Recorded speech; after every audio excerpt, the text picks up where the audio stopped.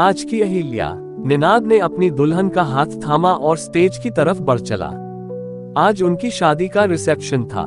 लोगों ने तालियां बजाकर उनका स्वागत किया। निनाद ने रेखा की तरफ देखा।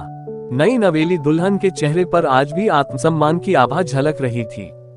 निनाद को अपनी पत्नी पर गर्व महसूस हुआ। निनाद एक कंपनी में असिस्टेंट मैनेजर के पद पर था। रेखा उसी दफ्तर में ऑफिस गर्ल का काम करती थी, लेकिन वही ऑफिस गर्ल अचानक चर्चा का केंद्र बन गई। एक दिन घर लौटते समय एक रईसजादे ने उसे किडनैप कर उसका बलात्कार किया और फिर छोड़ दिया। लेकिन रेखा ने डर कर चुप रहने की बजाय अन्याय से लड़ने की ठानी। जितने मुंह उतनी बातें हो रही थी। कोई अनावश्यक सहानुभूति दिखाकर कह रहा था कि बेचारी किसी लायक नहीं रह गई। कोई कह रहा था कि कैसी बेशर्म है, इज्जत लुट गई, पर चुप बैठने की बजाय मुकदमा लड़ने को तैयार है। गिने चुने ही थे जो उसकी बहादुरी की तारीफ कर रहे थे। निनाद भी उन्हीं चंद लोगों में से एक था। रेखा के पास वकील करने के लिए पैसे नहीं थे। वह अपना केस खुद लड़ने वाली थी। निनाद जानता था कि दूसरे पक्ष ने पैसों के बल पर सबसे महंगा वकील किया है। वह बहुत ही घाघ है। अतः वह मदद की पेशकश लेकर रेखा के पास गया, किंतु रेखा ने उसे अस्वीकार करते हुए जो कहा उसे सुनकर निनाद के दिल में उसके लिए आदर की भावना जाग उठी। मदद के लिए हाथ बढ़ाने का शुक्रिया, लेकिन बलात्कार के बाद भी ना मेरा आत्मसम्मान कम हुआ है और ना मेरी हिम्मत टूटी है। निनाद रेखा के केस को बहुत नजदीकी से फॉलो करने लगा।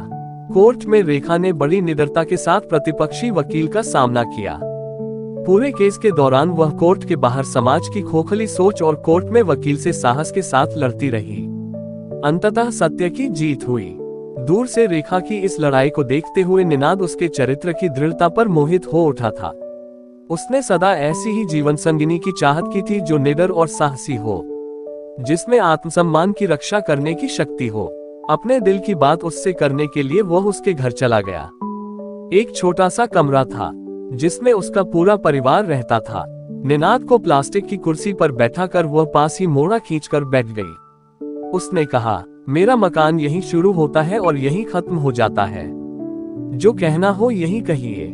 निनाद ने हिम्मत जुटाकर उससे अपने मन की बात कह दी।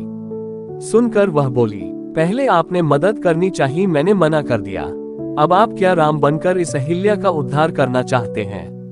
निनाद उसके मन की अवस्था को समझ रहा था। समाज के रवैये के बाद ये कड़वाहट जायज थी।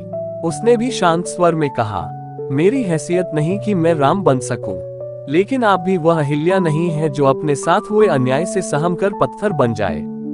आपने तो अपने आत्मसम्मान की रक्षा के लिए राह के सारे पत्थर हटा दिए। मैं उद्धार करने नहीं बल्कि हमसफर बनने की इजाजत मांगने आया था, लेकिन निर्णय आपको लेना है।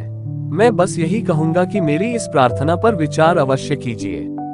वह उठकर खड़ा हो गया। अपना कार्ड उसे देकर बोला, जरूरी समझे तो फोन कर लीजिएगा। निनाद रेखा के उत्तर की राह देख रहा था। एक दिन रेखा ने फोन कर उसे मिलने बुलाया। उसके पहुंचने पर रेखा ने कहा, मैंने जो कुछ झेला उसके चलते किसी पर यकीन करना मेरे लिए कठिन था, पर उस दिन आपने जो कुछ कहा उससे सुनकर यकीन हो गया कि आप सही हमसफर साबित होंगे। आज दोनों एक दूसरे के हमसफर बन चुके थे। निनाद ने रेखा का हाथ अपने हाथ में पकड़कर उसे एहसास दिलाया कि वह सदा उसके साथ रहेगा।